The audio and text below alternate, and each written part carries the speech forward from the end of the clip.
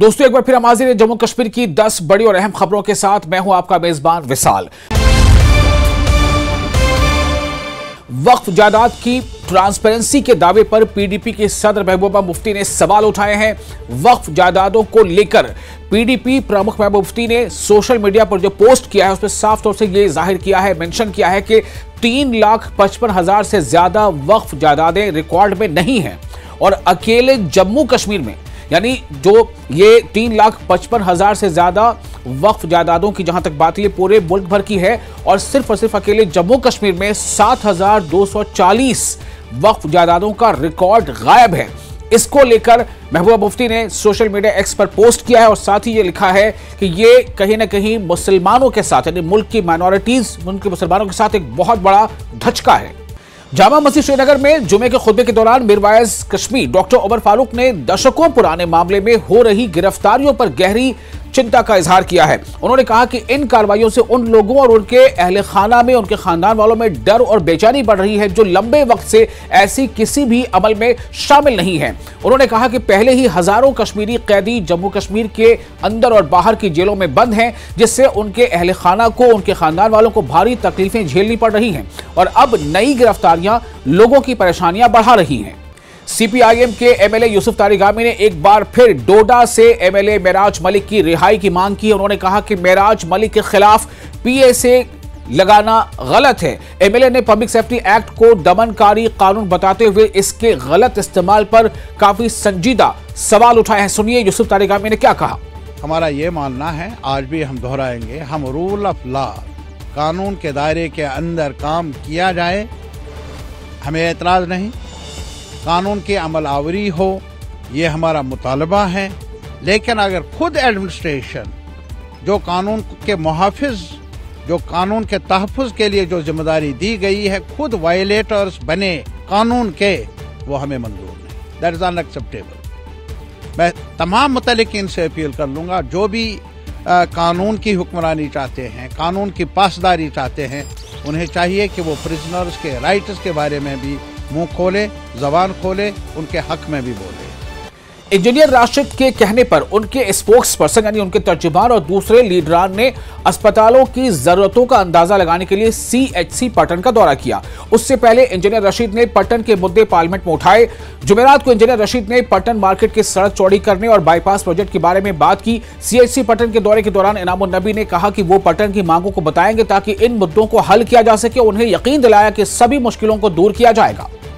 ये महसूस हो रहा है कि बारामूला का एमपी भी हुआ करता है, क्योंकि पहली बार इस हिस्ट्री में पटन हो, बारामूला हो, कुपवारा हो, बांडीपुरा हो, गुरेज हो, मस्जिद हो, केरन हो, करना हो या फिर बड़गाम के 2 कॉन्स्टिट्यूंसीज बीरो और बड़गाम हो, आज पार्लियामेंट में पहली बार डिस्कशन हो रहा है। कल भी यूनियन मिनिस्ट्री नितिन गडकरी जी से हमारे एमपी साहब की मीटिंग हुई, इंजीनियर रशीद साहब, और उन्होंने पटन का मसला उठाया था, खासकर जो पटन मार्केट की वाइडनिंग है और बाईपास है, जिससे लोगों को और यहाँ के रहने वालों को, कारोबारी इदारों को काफी नुकसान हो रहा था। भलीसा के एनसी नेता रफी चौधरी ने वजीर आला उमर अब्दुल्ला से उन सीजनल टीचर्स को रेगुलर करने की अपील की है जो कई सालों से तालीमी शोबे में खिदमात अंजाम दे रहे हैं। उन्होंने कहा कि मुश्किल हालात के बावजूद उनकी लंबे खिदमात को पहचान और उनके तहफ़्फ़ुज़ उन्हें मिलना जरूरी है। सुनिए क्या कहा उन्होंने। मेरी जम्मू कश्मीर के चीफ मिनिस्टर जनाब उमर अब्दुल्ला साहब से मोहतबाना रिक्वेस्ट है कि जिस तरह आपने सीपीडब्ल्यू कंटीजेंट वर्कर्स को रेगुलाइज्ड किया, मेरी आपसे ये मोहतबाना गुजारिश है कि जो हमारे सीजनल टीचर हैं, पिछले कई सालों से वो बहुत कम तनख्वाह पे काम कर रहे हैं और उनको एक साल में सिर्फ 6 ही महीने की तनख्वाह जो है वो बागुजार की जाती है, जिसको लेकर उनको अपने परिवार को चलाने में, आज के इस महंगाई के दौर में, अपने बच्चों को एजुकेशन देने में कहीं ना कहीं तमाम चीज़ों में वो मुतासर होकर रह गए हैं और कहीं ना कहीं सरकार को लेकर उनमें काफ़ी एक मायूसी पाई जा रही है कि पिछले 20 सालों से अगर हम अपनी खिदमत महकमा एजुकेशन में अंजाम दे रहे हैं तो गवर्नमेंट हम पे नज़रसानी क्यों नहीं करती, हमें रेगुलाइज क्यों नहीं करती। जरा मेरी आपसे ये रिक्वेस्ट है कि शेर कश्मीर शेख मोहम्मद अब्दुल्ला साहब के दौरे हुकूमत में लोगों को ज़मीनों के मालिकाना हकूक़ दिए गए, एजुकेशन की बात करूँ, हेल्थ सेक्टर की बात करूँ, एम्प्लॉयमेंट की बात करूँ, तो एक नया आगाज़ उनके दौरे हुकूमत में किया गया था। तो मेरी आपसे ये रिक्वेस्ट है जनाब कि जम्मू कश्मीर की आवाम को मद्देनज़र रखते हुए जम्मू कश्मीर की महंगाई को मद्देनजर रखते हुए इन तमाम जो सीजन टीचर हैं इनको रेगुलाइज किया जाए। गुलमर्ग के एमएलए फारूक अहमद शाह ने कुंजर में आशा वर्कर्स को ब्लड प्रेशर मशीनें और ग्लूकोमीटर तकसीम की। इस दौरान एमएलए शाह ने कहा कि आशा वर्कर्स कम्युनिटी हेल्थ के फ्रंटलाइन पिलर हैं जो पक्का करते हैं कि जरूरी हेल्थ सर्विसेज, हेल्थ खिदमात हर घर तक पहुंचे। यार मैच्योर्ड जो है पॉलिटिकल वर्कर्स, उनको पता है कौन क्या है, that's why they rejected them twice. और जो लोग नहीं मानते, यहाँ इस कॉन्स्टिट्यूंसी में ये चीज़ें नहीं चलती हैं, लिहाजा आज ये कोशिश थी, हालांकि ये कोई बड़ा प्रोजेक्ट नहीं है, मैंने खुद अरेंज करवाए ये blood pressure machines and glucometer, क्योंकि आज मैंने अक्सर देखा कोई बेचारा मरता है कि क्या हो गया, ब्रेन हेमरेज, क्या हो गया जनाब, हार्ट अटैक हो गया। लिहाजा हमने आशा वर्कर्स को इंक्लूड किया इसमें। आशा वर्कर्स को हमने जो है ये ट्रेनिंग दिलवाई, वो करेंगे ये जो है ये फैसिलिटीज़ देंगे गाँव वालों को, और इससे उनको काफ़ी इंशाल्लाह सहूलियत आएगी। बाकी अल्लाह ताला को जो बचाना होगा उसको वो बचाएगा। हमारी यही कोशिश है कि इस कॉन्स्टिट्यूंसी में strong health sector, strong education sector होना चाहिए। एमएलए सोनावारी हिलाल अकबर लोन ने संबल मुंसिफ कोर्ट में जुडिशरी मेंबर्स, एग्जीक्यूटिव अफसरान और बार काउंसिल के साथ एक इंटरैक्टिव प्रोग्राम किया। इस इवेंट में डिस्ट्रिक्ट और सेशंस जज मीर वजाहत, एसडीएम संबल और संबल बार एसोसिएशन के प्रेसिडेंट भी शामिल हुए। हमने जो बार हैं और जज साहब ने भी यहाँ पे हमें दावत दी थी और हमने दावत कबूल की और हम आए थे आज यहाँ।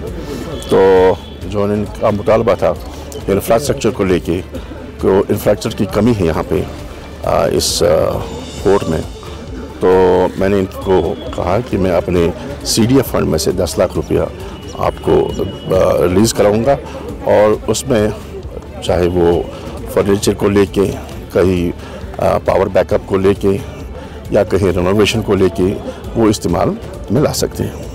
तो दूसरी बात यह है कि ये कल लोक अदालत का इनेकाद कर रहे हैं, तो मैंने इनको कहा कि बिजली के फेस को लेकर आप जितने भी अफसरान हैं यहाँ बिजली के, उनको ला के और जो सार्फिन हैं तो उनको फिर जो मामला है बिजली का लेकर तो वो निपटाएं। और जैसा आपने कहा कि मैं इंशाल्लाह इस जो लोक अदालतें हैं इनेकाद करूँगा वक्तन फ़वाक्तन, मैं इसका मशकूर हूँ।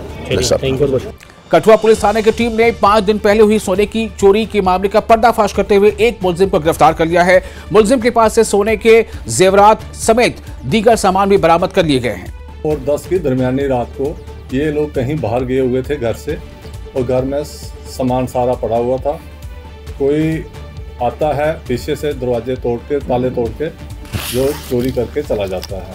और पड़ताल करने पर ये बताया, इनको पता चलता है कि तकरीबन 8-9 तोले सोना जो था, मतलब 80 और 90 ग्राम जो सोना था वो चोरी हो चुका था। और इसकी कीमत जो है तकरीबन 10-12 लाख रुपया जो बनती है आज की डेट में मार्केट में।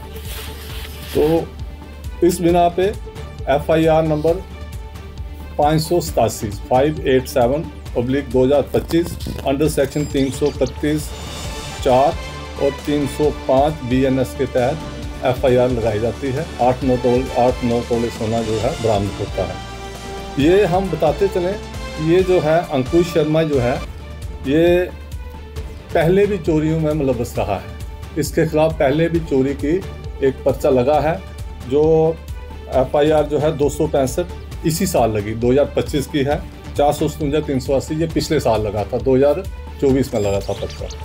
तो ये बरामदगी होती है और ये केस जो है क्रैक हो जाता है। डिप्टी कमिश्नर करगिल के डायरेक्शन में BSNL ऑफिस से गोमा तक एनक्रोचमेंट हटाने का ड्राइव चलाया गया। इस ड्राइव का मकसद सड़क की रुकावटों को हटाना था ताकि ट्रैफिक आसानी से चले और लोगों को सहूलतें मिले। गवर्नमेंट प्राइमरी स्कूल गोनियाल ने स्टूडेंट्स को विंटर जैकेट और कैप बांटे। इस मौके पर VC मेंबर भी मौजूद थे। HM ने जोनल एजुकेशन ऑफिसर द्रास को धन्यवाद दिया, शुक्रिया कहा और एजुकेशन डिपार्टमेंट करगिल लद्दाख का बच्चों के फायदे और आराम के लिए हर सर्दी में काम करने के लिए शुक्रिया अदा किया। रियासी में कल बीजेपी नेता रविंद्र रैना ने जनरल जोरावर सिंह के शहीद दिवस पर आयोजित कार्यक्रम में हिस्सा लिया और उनकी प्रतिमा पर गुलाए-अकीदत पेश किया। साथ ही इस दौरान रविंद्र रैना ने कहा कि 12 दिसंबर के ही दिन जनरल जोरावर सिंह तिब्बत में लड़ते हुए वीर गति को प्राप्त हुए थे।